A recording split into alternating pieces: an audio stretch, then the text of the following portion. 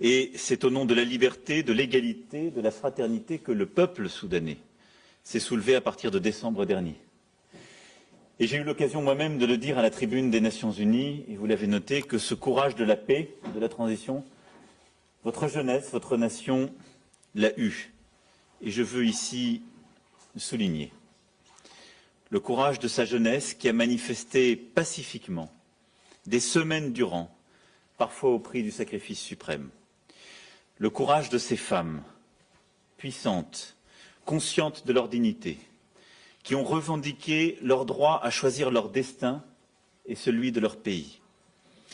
Le courage de ces artistes, qui ont su magnifiquement écrire, peindre, chanter l'espoir d'un Soudan nouveau, comme les personnages de romans de Tayeb Sali, comme la musique de Mohamed Wardi. Votre révolution, Monsieur le Premier ministre, est africaine et arabe, et au fond, profondément soudanaise. Elle est aussi et surtout poétique, moderne, universelle.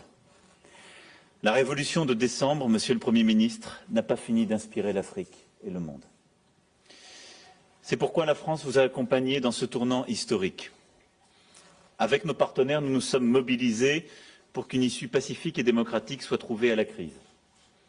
Nous avons soutenu la médiation africaine, incarnée par le président de la Commission de l'Union africaine, Moussa Faki, et son envoyé spécial, Mohamed El Hassan Ould Lebat, et le Premier ministre éthiopien, Abiy Ahmed.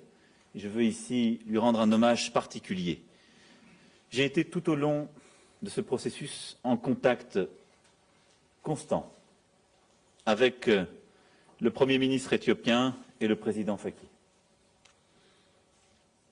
Je veux aujourd'hui rendre hommage à leurs efforts, comme à la sagesse des dirigeants soudanais qui ont permis la signature de l'accord constitutionnel du 17 août dernier et la mise en place d'une transition politique. Monsieur le Premier ministre, vous avez la lourde tâche de conduire cette transition. Je pense que peu de gens réalisent sans doute ce qu'est vraiment votre tâche, combien elle est immense et à quel point elle est essentielle pour l'avenir de votre pays, mais je dois le dire aussi de toute la région et du continent. Parce que c'est l'avenir de cette révolution soudanaise qui se joue, parce que c'est la paix et la stabilité dans votre pays, dans toute la région, parce que c'est aussi la possibilité d'une lutte contre toutes les formes de terrorisme qui ont si longtemps prospéré sur l'anomie ou le cynisme. J'ai assuré, Monsieur le Premier ministre, du soutien de la France pour atteindre les 3 objectifs prioritaires qu'il s'est fixés. Faire la paix avec les principaux mouvements rebelles, en particulier ceux du Darfour. Assainir la situation économique et financière en répondant aux besoins sociaux de la population. Jeter les fondements d'un nouveau régime civil et démocratique en vue d'élections libres fin 2022. L'année qui vient est donc absolument décisive. Le premier de ces défis, le plus urgent aussi, c'est la paix. Les négociations engagées avec les groupes rebelles du Darfour, du Sud Kordofan et du Nil Bleu ont débouché sur une feuille de route commune signée le 11 septembre à Djouba. Et la symbolique de votre déplacement, de ce premier déplacement effectué en dehors de Khartoum, était à cet égard essentielle. Ce processus doit maintenant aboutir à un accord global, une paix des braves incluant tous les anciens belligérants. C'est dans cet esprit que nous avons facilité l'entretien que le Premier ministre Hamdok a eu hier avec Abdelwahid Nour, qui se trouve dans notre pays. La décision d'accepter cet entretien que vous aviez souhaité fut une bonne décision et je pense que l'étape franchie hier est une étape essentielle. Les Soudanais méritent de vivre enfin en paix et en sécurité et seul le dialogue peut les y conduire. L'urgence est aussi économique. Pour vous aider à y faire face, la France portera son appui à un niveau inédit. L'Agence française de développement mobilisera une enveloppe de 60 millions d'euros imminente pour accompagner la transition, 15 millions d'euros pourront être engagés dans les prochaines semaines. Nous avons échangé avec le Premier ministre sur les modalités de cette aide qui devra bénéficier en particulier aux populations les plus vulnérables. Nous continuerons bien évidemment à plaider auprès des États-Unis pour que le Soudan soit retiré de la liste des États soutenant le terrorisme, ce qui lui permettra de normaliser ses relations avec les institutions financières internationales. C'est un combat essentiel et nous vous appuierons entièrement.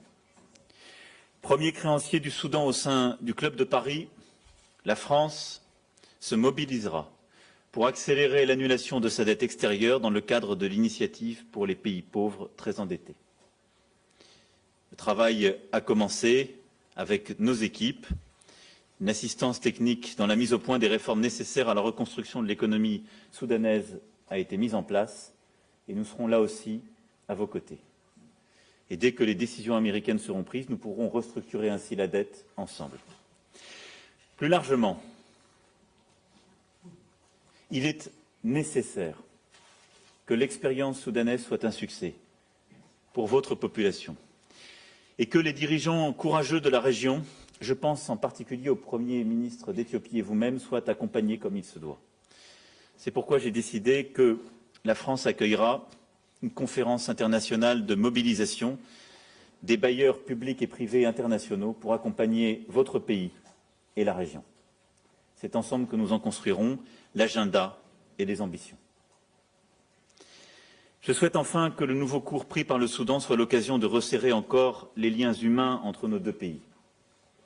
Ces liens sont étroits et anciens et dès septembre 2020, l'exposition internationale que consacrera le Louvre au royaume de Napata en témoignera. Ces liens s'incarnent aussi dans les partenariats universitaires, les échanges entre nos sociétés civiles, déjà nombreux, que je souhaite voir se développer rapidement. À cette fin, une aide d'urgence sera mise en place au profit de la société civile soudanaise, acteur central de la révolution, mais aussi du Soudan de demain. Voilà, mesdames et messieurs, ce que je souhaitais ici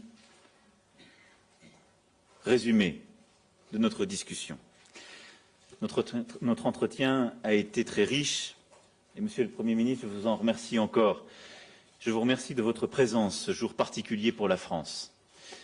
Mais je vous remercie surtout de l'exemple que votre pays, votre jeunesse, votre nation a su donner et du courage qui est le vôtre et celui de toutes celles et ceux qui vous accompagnent. Je sais combien la tâche est grande, mais n'oubliez jamais que la France ne vous regarde pas seulement, qu'elle sera là pour vous aider et prendra à vos côtés toutes les décisions et tous les risques qui doivent être pris. Merci, Monsieur le Premier ministre.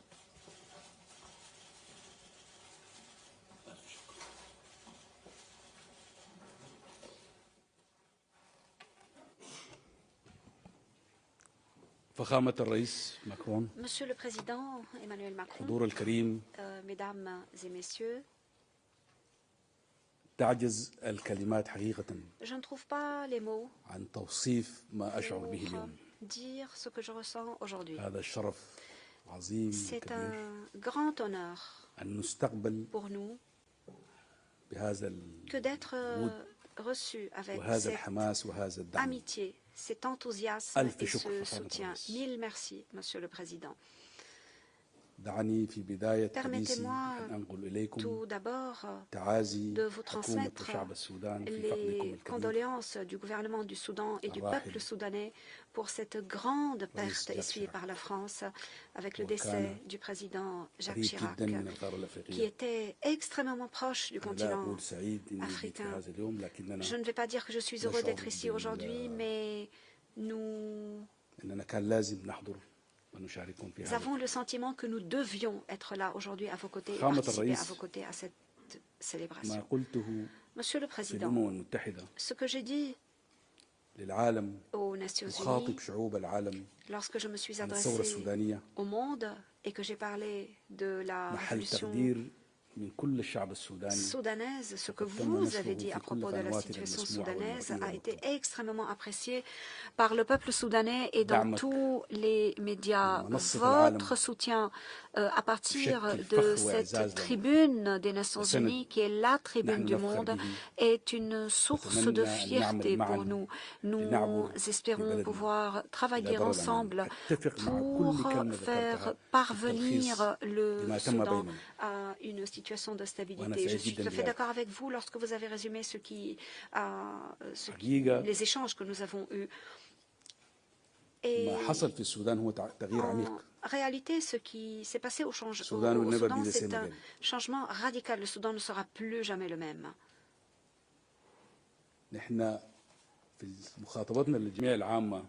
Lorsque je me suis adressé à l'Assemblée générale, j'ai fait le lien entre la révolution soudanaise et l'une des plus grandes révolutions du monde, la Révolution française. Et je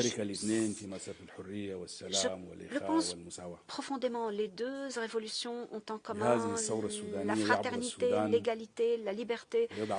Et cette révolution permet au Soudan de faire les premiers pas pour retrouver sa place au sein de la communauté internationale, pour redevenir un État qui travaille avec ses voisins, avec ses amis, avec le monde, pour édifier la paix. Nous avons quitté le monde pendant très longtemps, mais nous voilà nous revenons à notre environnement. Nous avons abordé un certain nombre de points que le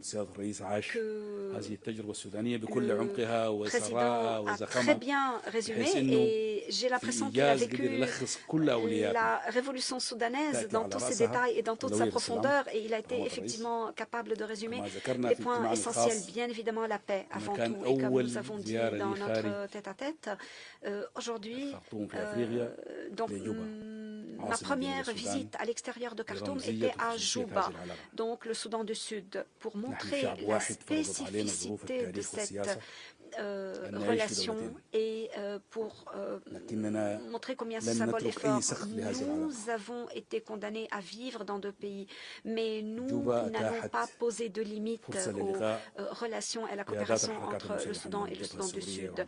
Donc Juba a permis de parvenir à un accord avec les mouvements rebelles. Si nous ne parvenons pas à la paix maintenant, en ce moment, la paix demeurera inaccessible. Mais grâce au soutien des frères et d'amis comme le président Macron, je pense que nous sommes en train de faire les premiers pas dans la bonne direction vers cette paix. Monsieur le Président, la France est le seul pays qui peut nous rassembler et la preuve en est la rencontre que vous avez organisée avec Abdul Wahid Nour hier. Nous avons eu des échanges très profonds et je pensais qu'il s'agirait d'une réunion d'une petite demi-heure et en fait nous sommes restés ensemble à parler pendant près de 3 heures. Nous avons abordé les racines de la crise soudanaise, les possibilités de solutions et avec lui nous allons poser les premières pierres pour cet édifice de la paix. Encore une fois, mille merci Monsieur le Président. Votre soutien à l'autre cause qui est notre deuxième priorité, l'économie et la paix ne peuvent être séparés. Il n'y aura pas de paix si l'économie ne repart pas et l'économie ne repartira pas s'il n'y a pas la paix. Et nous espérons que votre soutien contribuera à lever le nom du Soudan de la liste des pays encourageant le terrorisme. Le peuple soudanais n'a jamais encouragé le terrorisme. Le soutien au terrorisme était lié à l'ancien régime. Nous sommes un peuple pacifique et nous espérons, grâce à votre soutien, que le nom du Soudan sera supprimé de cette liste. Parce que c'est là la clé pour résoudre l'ensemble des autres problèmes. La dette soudanaise, la paix, les investissements et l'ouverture du Soudan aux investissements étrangers.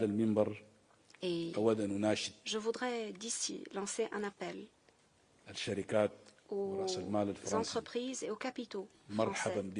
Vous êtes les bienvenus au Soudan à nouveau. Vous nous avez quittés pendant très longtemps. Vous nous avez abandonnés longtemps. Le moment est venu pour que vous reveniez et que nous reconstruisions ensemble ce beau pays. Merci beaucoup d'avoir contribué à poser les pierres pour aller dans cette direction, Monsieur le Président. Je ne vais pas parler longtemps. Je pense qu'il s'agit là de propos préliminaires. On va peut-être répondre à quelques questions, Monsieur le Président. Merci beaucoup. Nous allons prendre quelques questions. Bonjour Monsieur le Premier ministre, bonjour Monsieur le Président de la République. J'avais deux questions. D'abord sur le Soudan. Allez-vous continuer à parler avec des personnalités politiques qui ne font pas partie du gouvernement et avez-vous évoqué aujourd'hui la question des réfugiés soudanais en France? Ensuite, un mot sur Jacques Chirac que vous avez évoqué en introduction de cette conférence de presse. Depuis plusieurs jours, des milliers de Français lui rendent hommage. Que vous évoque cet engouement pour un président qui a été, comme vous, très critiqué sous son mandat? Et puis, que retenez-vous de Jacques Chirac, vous qui n'avez pas de filiation politique évidente avec lui? Merci. Sur votre première question, la France a accueilli, c'est tout à fait vrai, comme venant du monde entier, des réfugiés politiques durant une période difficile, d'ombre, qu'a évoqué Monsieur le Premier ministre et que j'ai rappelé. Et il est du devoir de la France de recueillir ce qu'on appelle ces combattants de la liberté qui risquent leur vie dans leur pays. Et notre Constitution, d'ailleurs, protège ce droit, qu'on appelle le droit d'asile. Si vous faites référence ensuite à des personnes qui ont une implication plus politique, comme Abdelwahid Nour, il se trouve qu'il n'a pas le statut de réfugié politique dans notre pays, mais qu'il est bien, en effet, en résidence en France. Nous n'avons jamais eu, si je puis dire, de discussion officielle avec ce dernier, mais que nous avons considéré que notre rôle était de faciliter les discussions entre gouvernement de transition et celui-ci, comme avec tous les groupes politiques qui peuvent aider à construire la paix au Soudan. C'est pourquoi, comme le Premier ministre l'a dit, nous avons facilité hier, lors de la venue en France du Premier ministre, cet échange avec M. Nour, qui a pu se tenir à Paris et qui, je le crois, a permis d'avancer dans la bonne direction.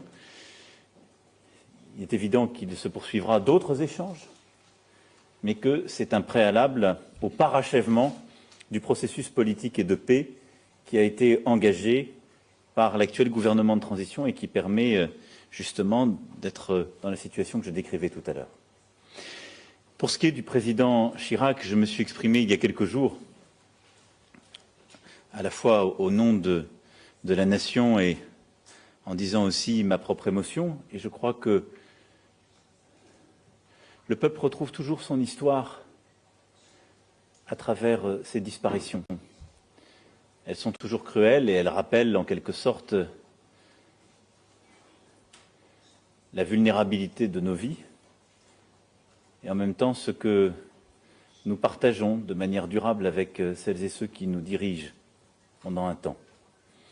Et je crois que pour l'ensemble de notre pays, ce moment d'émotion a été aussi un moment de recueillement et de souvenir. Et nous avons revécu ces années, les grandes décisions prises, ce que le président Chirac a pu représenter du pays, les moments forts que j'ai rappelés il y a quelques jours, et je crois dans lesquels chacun a pu se retrouver, et puis parfois des émotions plus anodines, des souvenirs plus personnels, et des souvenirs entremêlés, si je puis dire, d'émotions et de rire. C'est ça la vie d'un pays. Et je crois que ces moments nous font pleinement toucher du doigt combien, avec le temps qui passe, on s'écarte de l'écume des choses.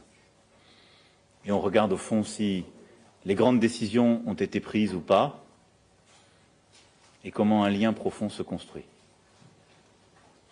J'étais pour ma part, à titre personnel, touché, comme je l'ai dit le soir même du décès du président Chirac, et en essayant d'exprimer pas seulement mon émotion, mais celle du pays. Mais j'étais heureux de l'esprit qui a régné ces derniers jours. Heureux de cet esprit-là, de concorde, de recueillement, d'apaisement, de bienveillance. Et je pense que c'est important pour la vie d'une nation, que c'était important pour notre nation aujourd'hui, que nous le devions au président Chirac, à sa mémoire, à sa famille, et au fond, nous le devions à nous-mêmes. Voilà.